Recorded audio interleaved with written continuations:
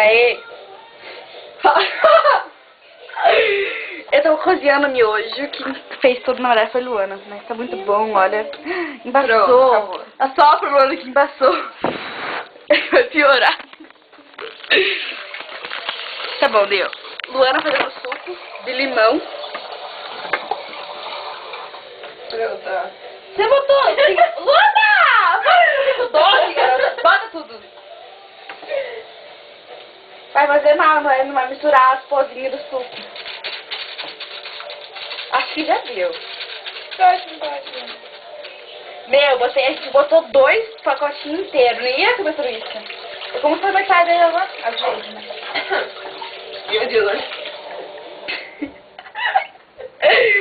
Adoro. Para. Agora não, bota mais água até aqui, ó. É pra economizar, tá?